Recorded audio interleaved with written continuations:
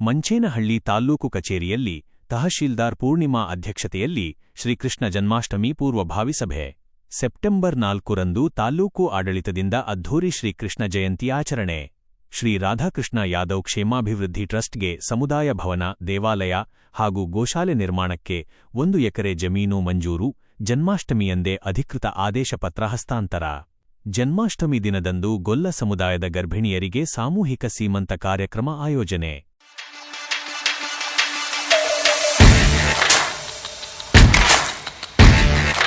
ಮಂಚೇನಹಳ್ಳಿ ತಾಲ್ಲೂಕು ಆಡಳಿತ ಹಾಗೂ ರಾಷ್ಟ್ರೀಯ ಹಬ್ಬಗಳ ಆಚರಣಾ ಸಮಿತಿ ವತಿಯಿಂದ ಇಂದು ತಾಲ್ಲೂಕು ಕಚೇರಿಯಲ್ಲಿ ಶ್ರೀಕೃಷ್ಣ ಜನ್ಮಾಷ್ಟಮಿ ಆಚರಣೆಯ ಪೂರ್ವಭಾವಿ ಸಭೆಯನ್ನು ಹಮ್ಮಿಕೊಳ್ಳಲಾಗಿತ್ತು.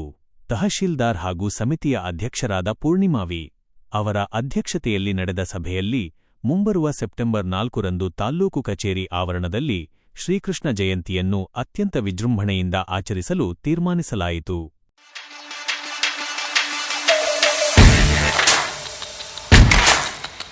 ಸಭೆಯಲ್ಲಿ ಶ್ರೀ ರಾಧಾಕೃಷ್ಣ ಯಾದವ್ ಕ್ಷೇಮಾಭಿವೃದ್ಧಿ ಟ್ರಸ್ಟ್ನ ಪದಾಧಿಕಾರಿಗಳು ಹಾಗೂ ಗೊಲ್ಲ ಸಮುದಾಯದ ಮುಖಂಡರು ಭಾಗವಹಿಸಿ ಕಾರ್ಯಕ್ರಮದ ರೂಪುರೇಷೆಗಳ ಬಗ್ಗೆ ಚರ್ಚಿಸಿದರು.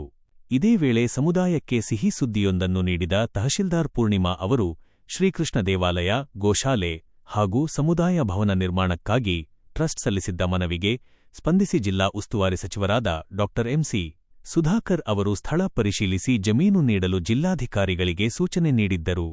ಅದರಂತೆ ಇದೀಗ 1 ಎಕರೆ ಜಮೀನನ್ನು ಗುರುತಿಸಲಾಗಿದ್ದು, ಸೆಪ್ಟೆಂಬರ್ 4ರ ಜನ್ಮಾಷ್ಟಮಿ ಸಮಾರಂಭದಲ್ಲೇ ಅಧಿಕೃತ ಮಂಜೂರಾತಿ ಆದೇಶಪತ್ರವನ್ನು ಟ್ರಸ್ಟ್ಗೆ ಹಸ್ತಾಂತರಿಸಲಾಗುವುದು ಎಂದು ತಿಳಿಸಿದರು.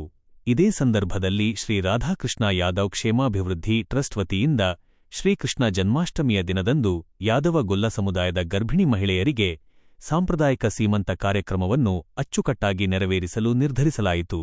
ಸಭೆಯಲ್ಲಿ ಶ್ರೀ ರಾಧಾಕೃಷ್ಣ ಯಾದವ್ ಕ್ಷೇಮಾಭಿವೃದ್ಧಿ ಟ್ರಸ್ಟ್ನ ಗೌರವಾಧ್ಯಕ್ಷರಾದ ಶ್ರೀನಿವಾಸ್, ಅಧ್ಯಕ್ಷರಾದ ಎಂವಿ ರಾಜೇಶ್ವರಿ, ಉಪಾಧ್ಯಕ್ಷರಾದ ಮುತ್ತೇಗೌಡ, ಕಾರ್ಯಾಧ್ಯಕ್ಷರಾದ ಹರೀಶ್, ಕಾರ್ಯದರ್ಶಿ ರವಿಶಂಕರ್, ಎಎಂ, ಖಜಾಂಚಿ ಲಘುಮಪ್ಪ, ಪ್ರಧಾನ ಕಾರ್ಯದರ್ಶಿಗಳಾದ ನರಸೇಗೌಡ, ರವಿಕುಮಾರ್, ಪ್ರಧಾನ ಸಂಚಾಲಕರಾದ ಮಂಜುನಾಥ್, ಸಂಘಟನಾ ಕಾರ್ಯದರ್ಶಿ ಪ್ರಕಾಶ್ ಪಿಎಂ, ನಿರ್ದೇಶಕರಾದ ವೆಂಕಟೇಗೌಡ, ಬಿಎನ್ ಪುಟ್ಟರಾಜು ಹಾಗೂ ಸಮುದಾಯದ ಪ್ರಮುಖ ಮುಖಂಡರು ಉಪಸ್ಥಿತರಿದ್ದರು.